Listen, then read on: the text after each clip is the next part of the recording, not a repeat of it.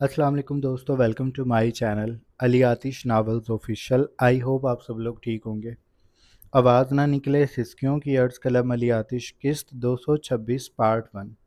मूसा को खाना खिलाने के बाद वो एहतियात से झूले में डालकर अभी पलटती ही कि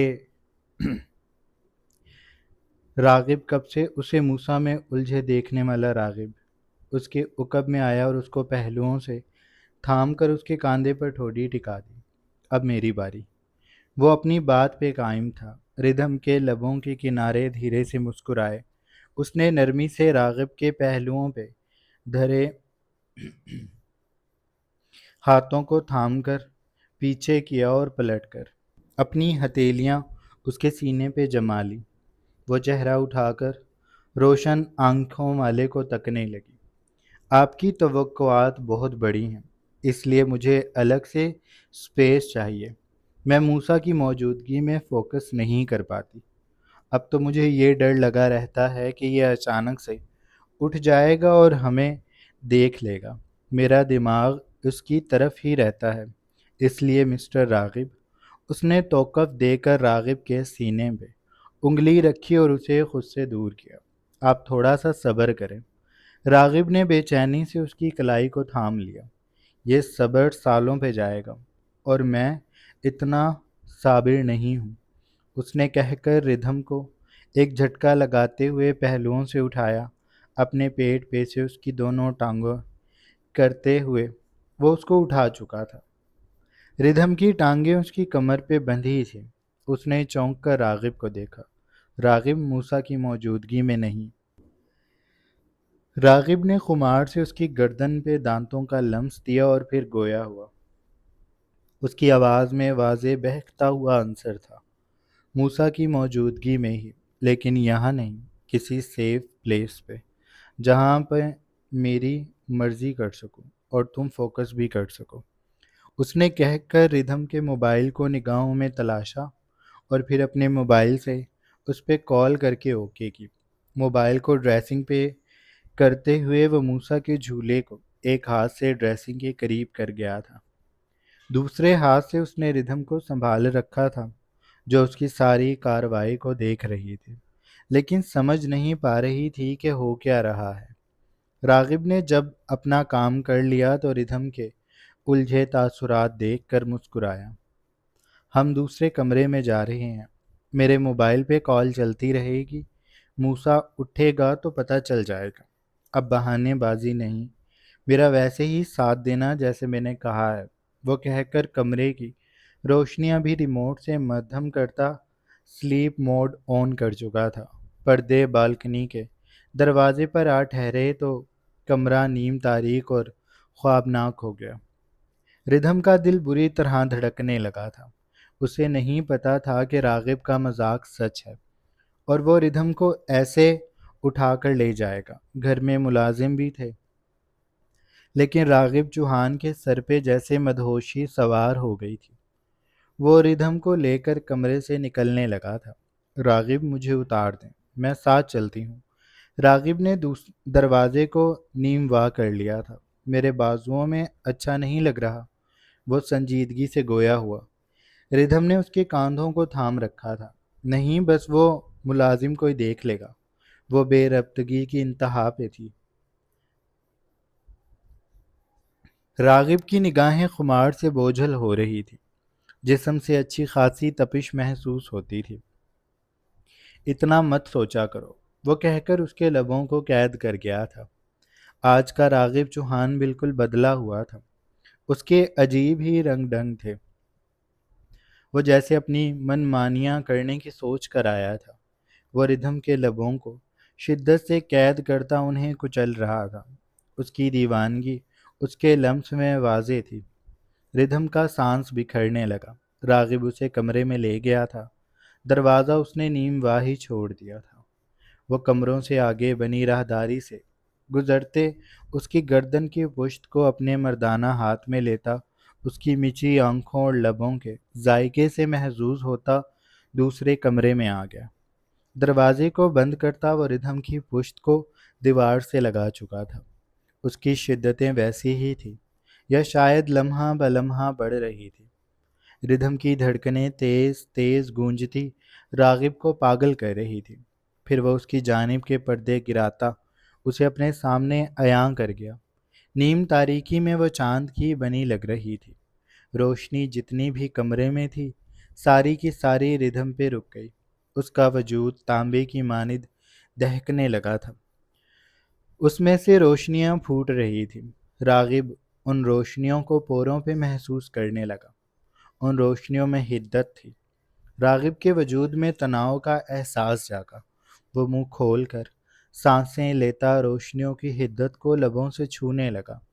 ہر بار جب لب روشن بدن کو چومتے راغب کا سانس بھاری ہوتا۔ ردھم بھی اسی مرحلے سے گزر رہی تھی۔ راغب گھٹنوں کے بل بیٹھ گیا۔ وہ ہر طرح سے اس روشنی کا اسیر ہو رہا تھا۔ اس کے دماغ پر دھوئیں برس رہے تھے۔ اندر طوفان چل رہا تھا۔ وہ کمرے میں تیز ہواؤں کو داخل ہوتے بہکتی نگاہوں سے دیکھنے لگا۔ اس کا خاص حصہ اس ہوا کے دوش پہ جوش پکڑ چکا تھا۔ وہ ردھم کی کمزوریوں سے عیاں ہونے والے جادو سے بے بس تھا۔ وہ جادو اس پہ پھونکا جا رہا تھا۔ راغب خود کو کسی بادشاہ کے تابع محسوس کر رہا تھا۔ اپنے گلے میں جنون کے پھندے کو ڈالے وہ بس ردھم ردھم پکار رہا تھا۔ اس نے پھر ردھم کو ان تیز ہواؤں سے بچانے کے لیے خود میں سمیٹ لیا۔ اس کا رخ بیڈ کی جانب تھا۔ وہاں جاتے ہی وہ ردھم کو پوزیشن دے چکا تھا۔ اس پوزیشن پہ رہو گی تم۔ وہ اس کے ہاتھوں میں بیڈ کراؤن تھماتا اس کے عقب میں آیا۔ راغب ایسے نہیں۔ وہ بکھر رہی تھی، پسینے سے بھیگتی وہ کانپ رہی تھی۔ راغب نے اس کے بال مٹھی میں سمیٹ لیے۔ اس کے بعد تم نیچے ہوگی اور میں اوپر۔ وہ اس کی ٹانگ کو ذرا سا اوپر کرتا اس کی کمزوری پہ اپنے وجود کے جذبے کو سیٹ کرتا آگے کو ہوا۔ راغب یہ عجیب ہے۔ ردھم کا سر بیڈ کراؤن سے ٹک گیا۔ بس کچھ نہیں ہوا۔ وہیں گیا ہوں جہاں ہر روز جاتا ہوں۔ پینک مت ہو، بس پوزیشن نئی ہے۔ وہ اسے دلاسا دیتا اور آگے کو ہوا اور پھر اپنی محبت کے جادو کو شدت سے بکھیرنے لگا۔ ہوائیں بڑھتی جا رہی تھیں۔ ان سرد ہواؤں میں وہ دونوں کانپ رہے تھے، ایک دوسرے کو پکار رہے تھے۔ ردھم کی چیخیں اور بھاری آوازیں دیواروں سے ٹکرانے لگیں اور راغب اپنی آواز کو لب بھینچ کر ضبط کر رہا تھا۔ وہ تھکی تھکی سی اس کے سینے پہ سر رکھ کر لیٹی تھی۔ راغب کی خواہش اس نے پوری نہیں کی تھی۔ وہ اس کی کمر پہ وہ تکلیف نہیں دے سکی تھی جو وہ چاہتا تھا۔ ردھم کو اس نے بے حد ناراضی سے دیکھا۔ اب بھی کیا تمہارا فوکس نہیں تھا؟ ردھم نے اپنی بے ترتیب سانسوں کو سنبھالا اور اس کی جانب دیکھتے ہوئے بولی، آپ اتنا وقت دیتے ہیں؟ میں خود کو ہی سنبھال نہیں سکی تھی۔ وہ بے چارگی سے گویا ہوئی تھی۔ راغب کی آنکھوں کی ناراضی ویسی ہی تھی۔ تم بس بہانے کر رہی ہو۔ وہ بلا وجہ ناراض ہو رہا تھا۔ راغب میں بہت تھک گئی ہوں اور آپ اب بھی خوش نہیں ہیں؟ وہ صدمے سے چلائی تھی۔ ہاں میں خوش نہیں ہوں، ایک بار اور کرتے ہیں۔ ردھم نے سر نہ میں ہلایا۔ پہلے والی تھکن اترنے میں وقت لگے گا اور موسا اٹھ جائے گا۔ آپ چلیں کمرے میں، ہمارے والے میں۔ وہ کہہ کر اٹھنے لگے۔ راغب نے اس کی کوہنی کو تھام کر اسے پھر سے اپنے سینے سے پہ گرا لیا۔ نہیں اٹھتا یار، وہ کال ابھی بھی چل رہی ہے۔ وہ سویا ہوا ہے۔ تھوڑی دیر میں چلتے ہیں، میرے پاس بھی لیٹ جایا کرو تھوڑی دیر۔ وہ کہہ کر اس کے بالوں میں انگلیاں چلانے لگا تھا۔ ردھم نے اس کے سینے کے بالوں کو سہلا رہی تھی۔ اس کے چٹانی سینے پہ 6 پیکس بنے تھے۔ ردھم وہاں پوروں سے لمس دے رہی تھی۔ راغب کے دل کی دھڑکنیں اس کے کانوں میں گونج رہی تھی۔ کچھ دیر وہ ان دھڑکنوں کو سنتی رہی، پھر اس نے پوچھا، امی کی طرف شام میں جائیں گے؟ راغب نے ہنکارا بھرا، ہاں شام میں جانا ہے۔ ردھم پھر سے چپ ہو گئی۔ وہ ہچکچا رہی تھی۔ آپ کو ان کے رشتے ڈھونڈنے کی کیا ضرورت ہے؟ مومانی کو اچھا نہیں لگے گا۔ وہ سب کچھ خود کرنا چاہتی تھی۔ شروع سے انہیں خود سے زیادہ اچھا کوئی نہیں لگتا۔ راغب سامنے دیوار پہ آویزاں گھڑی کو دیکھتا رہا۔ اگر وہ اتنی ہی سمجھدار ہوتی تو اپنے بیٹے کی زندگی کو برباد نہ ہونے دیتی۔ انہوں نے اپنا بیٹا ڈوب دیا۔ اب میں انہیں اب میں نہیں چاہتا کہ وہ معصوم بچیاں بھی ان کی غلطیوں کی سزا بھگتیں۔ وہ خوشیوں کی حقدار ہیں، اس لیے میں ان کے اچھے نصیب کی دعا کرنے کے ساتھ اپنی طرف سے کوشش کر رہا ہوں، باقی جیسا اللہ کو منظور۔ اس نے جیسے بات ختم کر دی تھی، ردھم بھی چپ سی ہو گئی۔ اسے نہ جانے کیوں ڈر سا لگ رہا تھا کہ شام میں مومانی کوئی تماشا نہ کر دیں، کیونکہ وہ ان کے نیچر سے اچھے سے واقف تھی۔ وہ سب جانتی تھی کہ وہ کہاں کیا کر سکتی ہیں، اور پھر ان کے دل پہ امن کی چوٹ بھی لگی تھی۔ وہ راغب کو قصوروار سمجھتی تھی۔ امی سے جب اس کی آخری بار بات ہوئی تھی تو اس نے سرسری سا پوچھا تھا، مومانی کب؟ اور امی کا گوم گو سا جواب اس بات کی تصدیق کرتا تھا کہ مومانی کے دل کا زہر منہ تک آ چکا ہے، اور وہ یقیناً راغب کو جھولیاں بھر بھر کر بددعائیں دیتی ہوں گی، اور ردھم یہ سب اگر اپنے کانوں سے سنے گی تو وہ برداشت نہیں کر سکے گی۔ اس لیے وہ بس کسی طرح راغب کو روکنا چاہتی تھی۔ اس نے آخری سی کوشش کی، ہمیں ان کے معاملات میں نہیں پڑنا چاہیے راغب، وہ زبان کی بہت گندی ہیں، اگر وہ کچھ کہیں گی تو میں برداشت نہیں کر سکوں گی، اور پھر آپ بھی بعد میں مجھے ہی بولیں گے۔ وہ کہہ کر راغب کے سینے سے سر ہٹاتی بیٹھ گئی۔ راغب اس کی جوان رعنائیوں کو دیکھتا، اس کے قریب ہوا اور اس کے گھٹنے پہ سر رکھ لیا۔ وہ ہاتھ بلند کر کے پھولوں کو مٹھی میں بھر کر ان پہ دباؤ دینے لگا تھا۔ تم اتنا کیوں سوچ رہی ہو؟ وہاں کچھ بھی نہیں ہوگا۔ اس نے ایک بار پھر ردھم کو خاموش کر دیا تھا۔ ردھم نے اس کے اکساتے ہاتھ کو پرے کیا اور اس کے سر کو اپنے گھٹنے سے ہٹاتی وہ کھڑی ہو گئی۔ آپ نے بس میری بات نہ ماننے کی قسم کھائی ہوئی ہے، پر راغب اگر وہاں کچھ ہوا تو میں چپ نہیں رہوں گی، اور بعد میں آپ نے مجھے ڈانٹا تو میں خود کی جان لے لوں گی۔ راغب بھی بیڈ پر بیٹھ گیا تھا۔ اس کا دل کیا وہ تالیاں بجائے۔ اور کوئی دھمکی یاد نہیں آتی تم کو؟ ہر چھوٹی بات پہ تم جان لینے کھڑی ہو جاتی ہو۔ وہ کہہ کر بیڈ سے اٹھ گیا۔ اس کا رخ شیشے کی طرف کرتے وہ اس کے عقب میں آ گیا۔ وہ دونوں خود کو کسی بھی پردے کے بغیر دیکھ رہے تھے۔ راغب اس کے عقب میں تھا۔ ردھم کے کاندھوں پہ ہاتھ جما کر وہ اسے دیکھتے ہوئے بولا، اتنی سستی جان نہیں ہے میری جان کی، جو چھوٹی چھوٹی باتوں پہ لینے کھڑی ہو جاتی ہو۔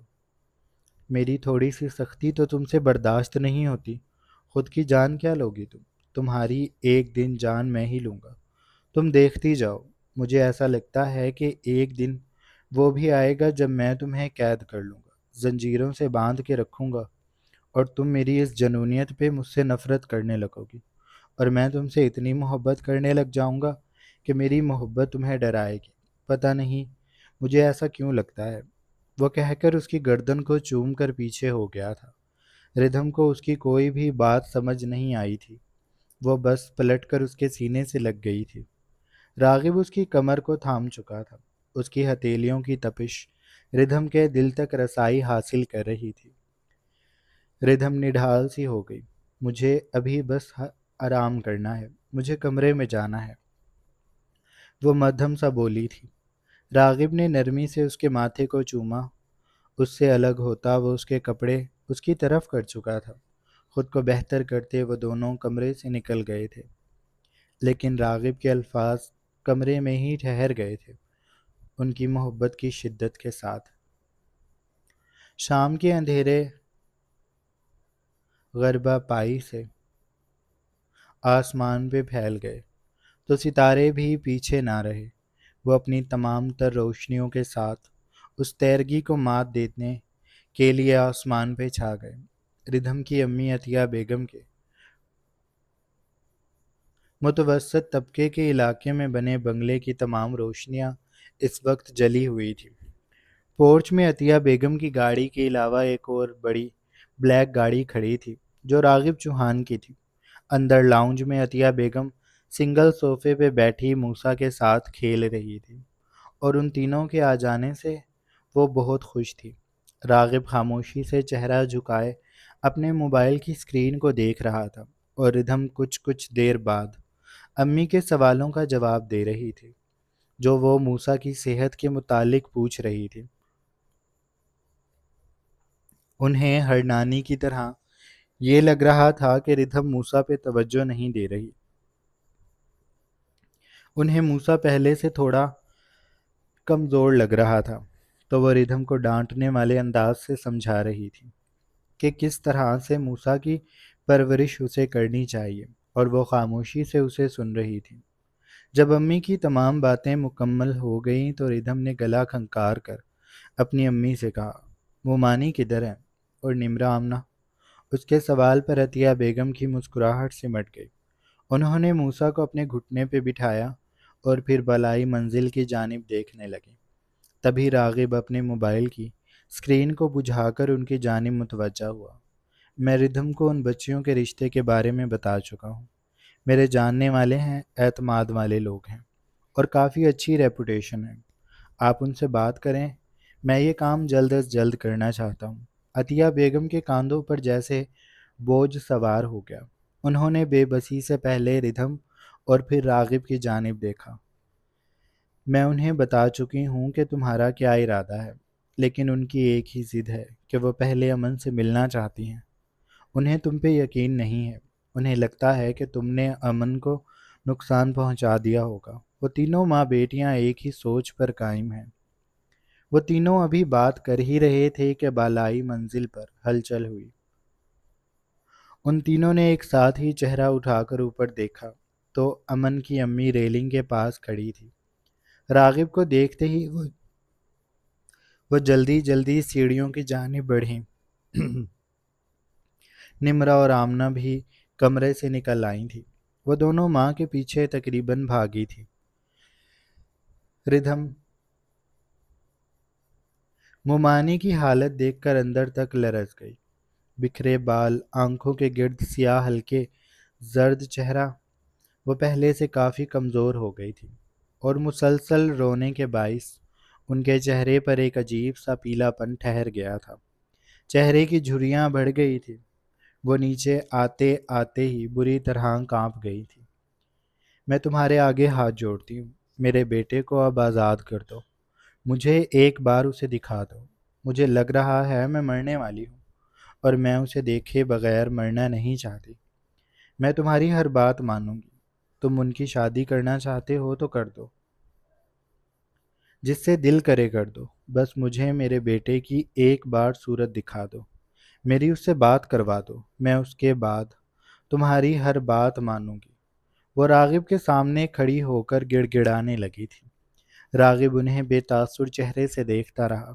اسے ان کی یہ بات بہت بری لگی تھی کہ انہیں اپنی بیٹیوں سے کوئی سروکار نہیں ہے، انہیں صرف اور صرف امن سے مطلب ہے۔ دونوں بہنیں بھی خاموشی سے سیڑھیوں کے قریب ہی رک گئی تھیں۔ وہ دونوں ایک دوسرے کے قریب ہاتھ تھامے کھڑی تھیں۔ آنکھوں میں آنسو تھے، ان کے بھی چہرے پر اداسیوں کی گہری چھاپ تھی۔ میں نے آپ کو کہا ہے کہ وہ ٹھیک ہے، اور وہ تب اس گھر میں آئے گا جب یہ دونوں یہاں سے رخصت ہو کر چلی جائیں گی۔ اگر آپ اس سے ملنا چاہتی ہیں تو اپنی حالت بہتر کریں، اپنی بیٹیوں کے متعلق سوچیں، انہیں ان کے گھر کا کر دیں۔ ان کے ہونے والے شوہروں کے بارے میں اگر آپ چھان بین کرنا چاہیں تو کر لیں، پھر ان کی شادیاں کر کے فارغ ہوں۔ میں آپ کا بیٹا آپ کو لوٹا دوں گا۔ راغب کا لہجہ بے لچک تھا۔ امن کی امی سر دائیں بائیں ہلاتے ہوئے بولی، میرے ساتھ یہ ظلم مت کرو۔ تم ایک ماں کا دل دکھا رہے ہو، تمہاری بھی اولاد ہے۔ اللہ تعالیٰ کی لاٹھی بے آواز ہے، یہ نہ ہو کہ تمہیں بھی اولاد کا دکھ دیکھنا پڑے۔ وہ یہ بھول گئی تھی کہ وہ اپنے کیے کی سزا کاٹ رہی ہیں، اور ان پر جو حالات ہیں وہ ان کے کیے کا نتیجہ ہے۔ یہ مصیبت ان پہ خدا کی طرف سے ہی آئی ہوئی ہے، بس ذریعہ راغب چوہان بنا ہے۔ اور اب بھی وہ راغب کو اس کی اولاد کا حوالہ دے کر ڈرا رہی تھی۔ ردھم کو یہی پریشانی تھی کہ مومانی ضرور کوئی ایسی بات کہہ دیں گی جس کے بعد ردھم خود پر سے اپنا قابو کھو دے گی۔ آپ یہ کیسی باتیں کر رہی ہیں؟ ہمیں اللہ کیوں پکڑے گا؟ آپ یہ کیوں بھول رہی ہیں کہ آپ لوگوں نے میرے ساتھ کیا کیا ہے؟ ماں کا دل تو آپ لوگوں نے دکھایا ہے، بلکہ اس سے اس کی اولاد چھینی ہے، اور آپ یہاں کھڑی ہو کر ہمیں اللہ تعالیٰ کی لاٹھی کا ڈراوا دے رہی ہیں۔ یہ اقوال تب کہاں تھے جب آپ کا بیٹا میری اولاد کو مار رہا تھا، مجھے مار رہا تھا۔ اس نے مجھ سے میری بیٹی چھین لی، اور آپ کہہ رہی ہیں کہ اللہ تعالیٰ ابھی بھی ہمیں پکڑے گا۔ وہ ایک دم سے مومانی کے سامنے آ گئی تھی۔ راغب نے آگے بڑھ کر ردھم کی کلائی کو پکڑا، اس کا رخ اپنی طرف کیا۔ ردھم کی آنکھوں میں آنسو بھر گئے تھے، اس کے لب کپ کپا رہے تھے، پورا وجود غصے سے لرز رہا تھا۔ راغب نے آنکھوں سے نرمی سے اشارہ کیا، تم ان کی باتوں کو نظر انداز کرو، یہ اپنے ہوش میں نہیں ہے۔ ردھم نے اس کے ہاتھ کو جھٹکا، اگر وہ ہوش میں نہیں ہے تو آپ ہوش کریں، یہ ہمدردی کے لائق ہی نہیں ہے، آپ ان کے بیٹے کو جان سے مار دیں۔ امن کی امی اس کی خواہش پہ زور زور سے رونے لگی۔ وہ راغب کے پاؤں پکڑنے کے لیے آگے بڑھی تھی۔ نہیں، ایسا مت کرنا۔ آمنہ اور نمرہ بھی رونے لگی تھی۔ راغب بدک کر پیچھے ہوا، اس نے ردھم کو قدرے ناراضی سے دیکھا۔ تم ایسی باتیں مت کرو، میں نے اگر اسے مارنا ہی ہوتا تو کب کا مار چکا ہوتا، لیکن میں ان لوگوں سے اس طرح سے بدلہ نہیں لینا چاہتا۔ میں نے ان سے سب کچھ چھین لیا ہے، اب ان کے پاس بچا ہی کیا ہے؟ اگر میں اپنے بیٹے کے صدقے ان کے بیٹے کی جان بخش دوں گا تو یہ میرے بیٹے کے لیے اچھا ہوگا، اس کے سر سے بلائیں دور ہوگی۔ ہم نے کسی کو نہیں مارنا، ہم ان جیسے لوگوں کے خون سے اپنے ہاتھ نہیں رنگیں گے۔ ردھم نے سر اس بات میں ہلایا۔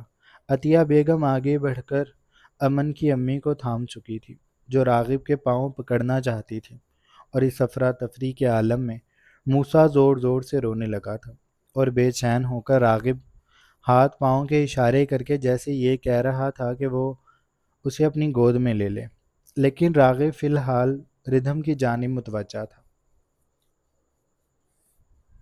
اگر ہم ان سے بدلہ نہیں لیں گے تو ہم ان کے لیے کسی بھی طرح کی بھلائی بھی نہیں کریں گے۔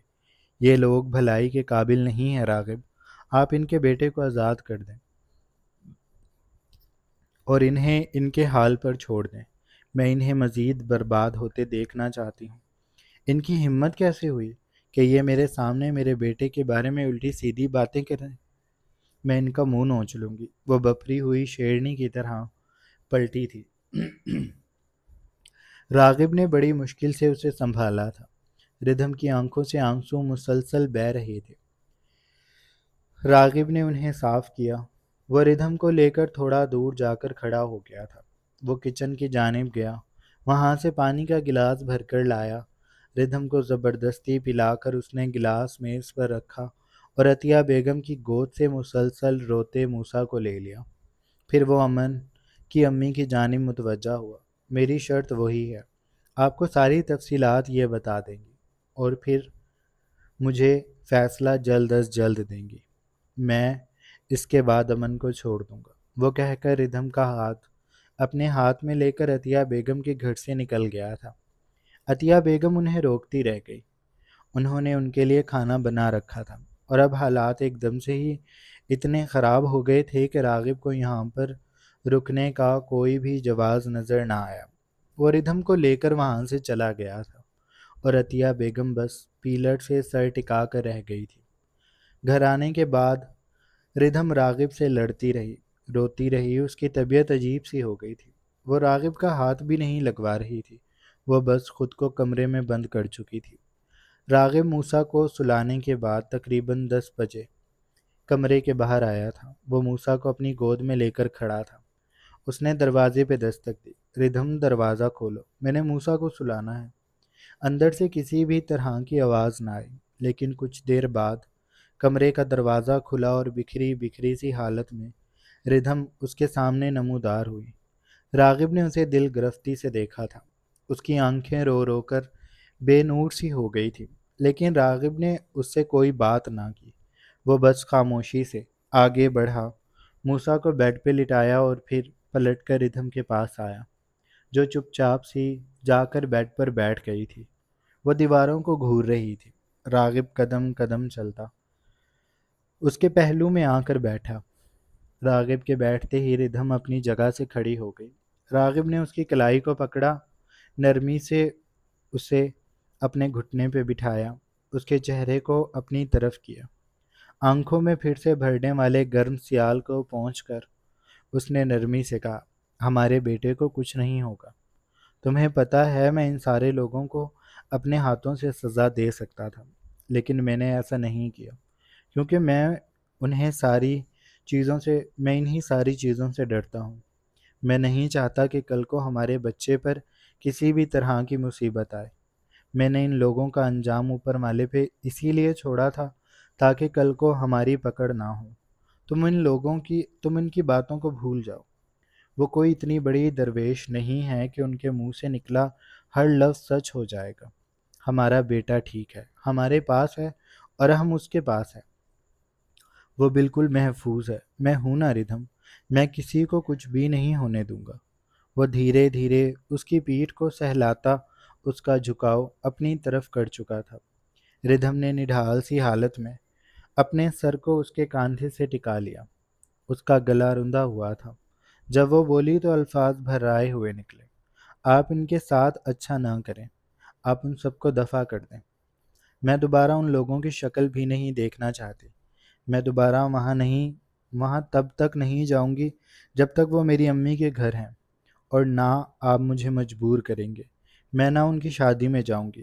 آپ کو عبدالستار ایدھی بننے کا شوق ہے تو آپ بنتے رہیں، مجھ سے نہیں بنا جاتا۔ اچھا، میں خود کو بہت مشکل سے تیار کر کے وہاں لے کر گئی تھی، لیکن اب میرے سارے حوصلے جواب دے چکے ہیں۔ میں وہاں نہیں جاؤں گی، مجھے ان لوگوں سے نفرت ہے۔ راغب اس کی بگڑتی حالت کو سمجھ رہا تھا، اسی لیے اس نے فی الحال کے لیے اس بات کو ختم کر دیا۔ ٹھیک ہے، تم مت جانا، میں بھی نہیں جاؤں گا۔ ہم فی الحال اس ٹاپک پر کوئی بھی بات نہیں کریں گے۔ تم بس ریلیکس ہو جاؤ، کھانا کھا لو پلیز۔ موسیٰ کو میں فیڈر پلا چکا ہوں، مجھے بھی بھوک لگ رہی ہے۔ تم نے بھی کھانا نہیں کھایا، تم پلیز میرے ساتھ کھانا کھا لو۔ جاؤ، میرے اچھے بچے کی طرح منہ ہاتھ دھو کر آؤ، میں اتنے میں کھانا لے کر آ رہا ہوں۔ اس نے ردھم کے دونوں گالوں کو چوما۔ ردھم اپنے نچلے لب کو کچلتی رہی، پھر وہ سر کو ہلاتی اس کے گھٹنے سے اٹھی اور واش روم کی جانب بڑھ گئی۔ جب وہ باہر آئی تو راغب کھانا لا چکا تھا۔ ان دونوں نے خاموشی سے کھانا کھایا، پھر راغب موسیٰ کو اپنے ساتھ بیڈ پر لٹا کر لیٹ گیا۔ وہ ردھم کی زلفوں میں دھیرے دھیرے انگلیاں چلا رہا تھا، اور ادھر وہ آنکھیں موند کر کچھ ہی دیر میں سو چکی تھی۔ سنگ مرمر کی سفید روشنیوں سے روشن راہداری میں وہ تیز تیز قدم اٹھاتا آگے بڑھ رہا تھا۔ اس کا دل اتنی بری طرح دھڑک رہا تھا کہ اسے یوں لگتا تھا جیسے دل سینہ چیر کر باہر آ جائے گا۔ وہ ایک کے بعد ایک راہداری کو عبور کرتا آگے بڑھ رہا تھا۔ پھر وہ ایک وارڈ کے سامنے رکا۔ دروازے سے اندر داخل ہوا تو وہ بالکل ساکت ہو گیا۔ ردھم بیڈ پہ لیٹی ہوئی تھی، عطیہ بیگم اس کے پاس کرسی پہ بیٹھی تھی۔ وہ دونوں مسکرا کر راغب کی طرف دیکھ رہی تھی۔ تبھی اس نے ردھم کو کہتے سنا، راغب، آپ کی ماں ہی واپس آ گئی، بیٹی ہوئی ہے۔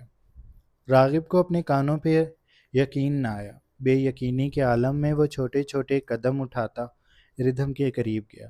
ردھم کے بازو پر ایک گلابی کمبل میں چھوٹا سا وجود لپٹا ہوا آنکھیں موند کر لیٹا تھا۔ وہ بچی اس قدر خوبصورت تھی کہ راغب کو اس پر خواب کا گمان ہوا۔ اسے لگا وہ ہاتھ بڑھائے گا تو وہ وجود ہوا میں تحلیل ہو جائے گا۔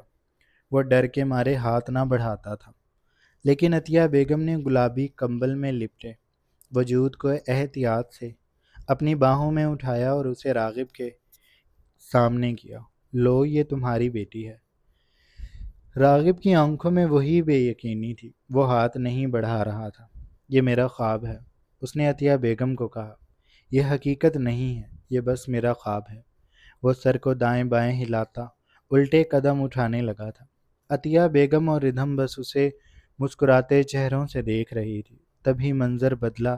اسپتال، ردھم، عطیہ بیگم، سب کچھ غائب ہو گیا، اور بالکل موسیٰ جیسی پیاری سی بچی جو اکثر اس کے تخیل میں اس سے باتیں کرتی تھی، گھنے سبز درختوں میں سے ایک درخت کے موٹے سے تنے کے پیچھے سے اپنا چہرہ نکال کر کھلکھلا کر ہنسی، اور پھر بھاگ کر آگے بڑھ کر وہ راغب کی ٹانگوں سے لپٹ گئی۔